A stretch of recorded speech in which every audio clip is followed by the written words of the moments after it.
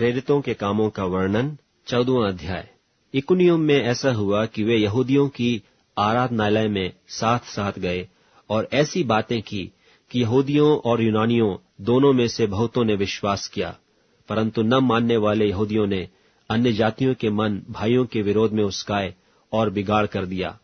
और वे बहुत दिन तक वहां रहे और प्रभु के भरोसे पर हियाव से बातें करते थे, और वह उनके हाथों से चिन्ह और अद्भुत काम करवाकर अपने अनुग्रह के वचन पर गवाही देता था। परंतु नगर के लोगों में फूट पड़ गई थी। इससे कितने तो यहूदियों की ओर और कितने प्रेरितों की ओर हो गए। परंतु जब अन्य जाति और यहूदी उनका अपमान और उन्हें पत्थरवाह करने के लिए अपने सरदारों समेत उन पर दौड़े, तो वे इस बात को जान गए और लुकाउनिया के लुस्त्रा और दिर्बे नगरों में और आसपास के देश में भाग गए और वहां सुसमाचार सुनाने लगे। लुस्त्रा में एक मनुष्य बैठा था जो पांवों का निर्बल था। वह जन्म ही से लंगड़ा था और कभी न चला था। वह पौलुस को बातें करते सुन रहा था और इसने उसकी ओर टकटकी लगाकर देखा कि इसको चंगा हो जाने का विश्वास है, और ऊंचे शब्द से कहा, अपने पांवों के बल सीधा खड़ा हो।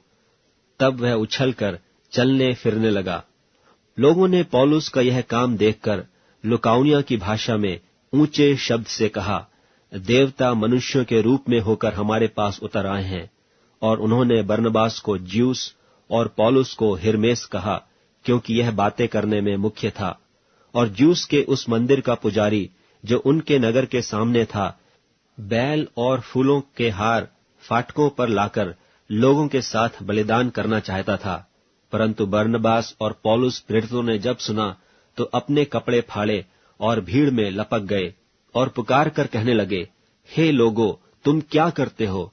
हम भी तो तुम्हारे समान दुख सुख भोगी मनुष्य हैं और तुम्हें सुसमाचार सुनाते हैं कि तुम इन व्यर्थ वस्तुओं से अलग होकर जीवते परमेश्वर की ओर फिरो, जिसने स्वर्ग और पृथ्वी और समुद्र और जो कुछ उनमें है बनाया।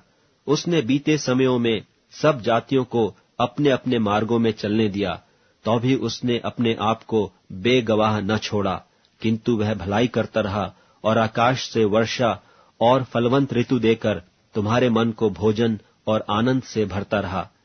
यह कहकर भी उन्होंने लोगों को कठिनता से रोका कि उनके लिए बलिदान न करें। परंतु कितने यहूदियों ने अंताकिया और इकुनियुम से आकर लोगों को अपनी ओर कर लिया और पौलुस को पत्थरवाह किया और मरा समझकर उसे नगर के बाहर घसीट ले गए। पर जब चेले उसकी चारों ओर आ खड़े हुए तो वह उठकर नगर में गया और दूसरे दिन बरनबास के साथ दिर्बे को चला गया।